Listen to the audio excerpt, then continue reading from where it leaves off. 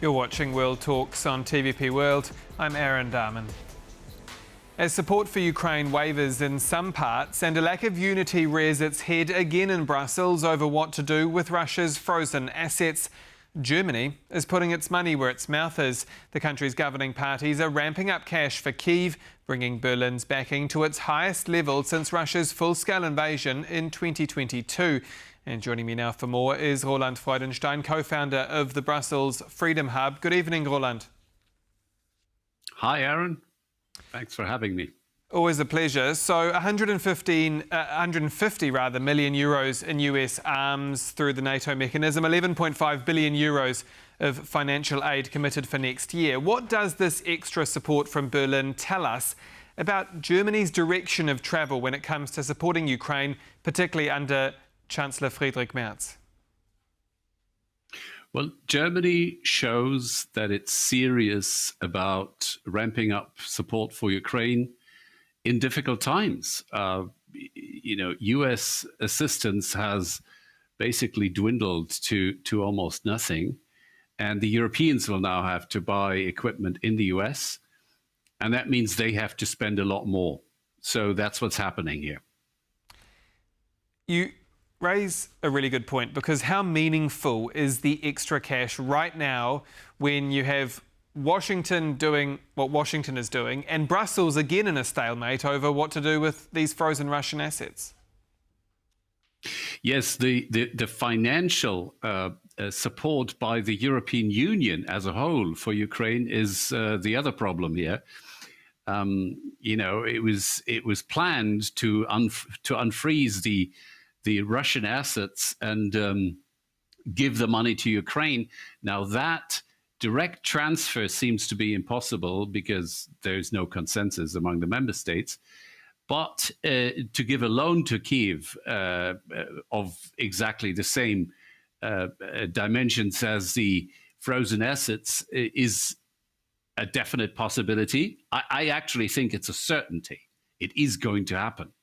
But there are still some formidable obstacles because the Belgian government, and most of that money is in Belgium, the Belgian government wants absolutely ironclad guarantees from its partners in the European Union. And those have not been forthcoming until now.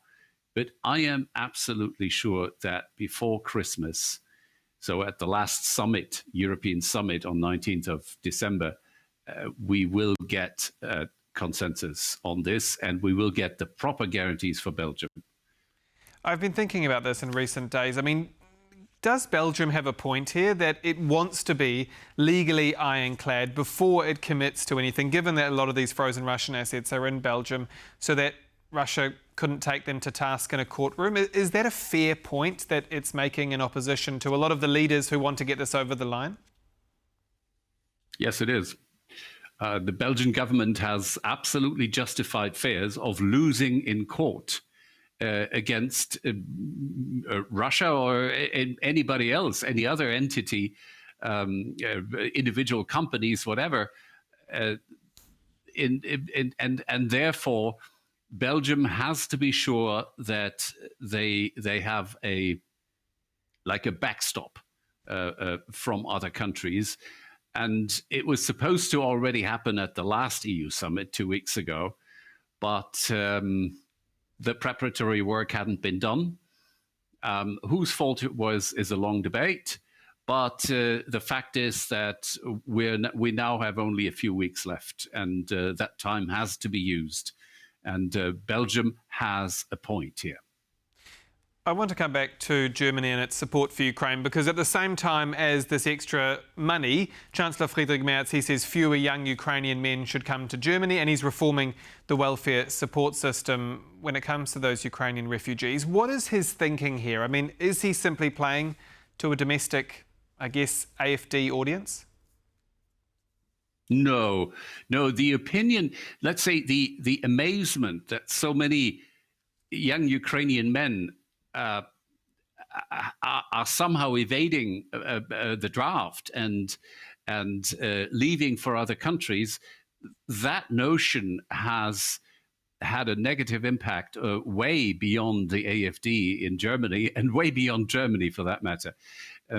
So when he expresses, let's say, his wish for Ukrainian armed forces to better solve their manpower problem, then he's just expressing what the majority of Europeans think. And in fact, I think he's got a point there. Now, Merz is not someone who minces his words. He likes to help very spontaneously, and that has happened now with the additional financial assistance, 3 billion additional to the aid that were already planned. But he also is not shy to express, let's say, his wish, and this was really expressed in a very diplomatic way, his wish that Ukraine gets a grip on its manpower problems.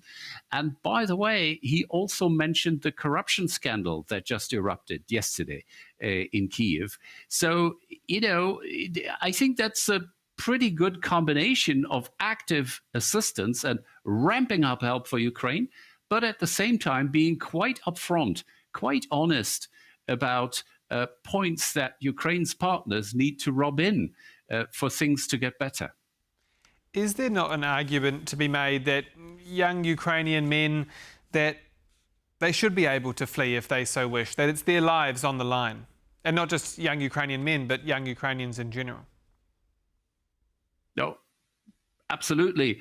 I mean, Merz didn't say no more Ukrainian men will be allowed into Germany, and he didn't ask Zelensky to keep them in Ukraine by force or anything. But he just said, please do more to increase recruitment for the Ukrainian armed forces, and he certainly had in mind things that are underway now, such as shortening the time or limiting the time of military service for Ukrainian servicemen, because until now the service time has been in most cases unlimited, which actually discourages people from signing up for the armed forces.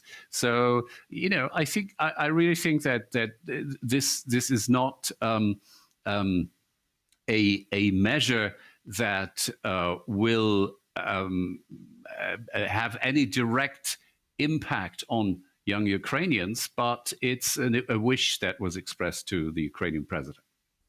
Now, speaking of Ukraine, at a meeting of defence ministers today, Germany's Boris Pistorius, he told reporters that Russia's overnight attacks show, quote, Moscow's contempt for humanity.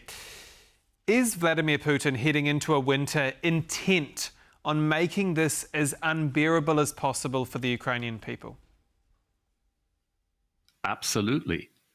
I mean, I think it's totally obvious that this is what Vladimir Putin intends. And I think he would also be happy to see a new wave of refugees, because that might be the consequence of a more successful, a more devastating wave of attacks against the energy infrastructure. I mean, very simply, hundreds of thousands of Ukrainians will leave their places and move to places further west where it's not so easy to destroy their power generators and power stations. So I think that's exactly what Vladimir Putin intends, but that's exactly why, for example, the 2 Patriot batteries that Germany is now buying in the US for Ukraine are so important. Roland Freudenstein, co-founder of the Brussels Freedom Hub, thank you so much, as always, for your time. Thank you. And that's all for this edition of World Talks. Do stay with us here on TVP World for more. I'm Aaron Darman. Good night.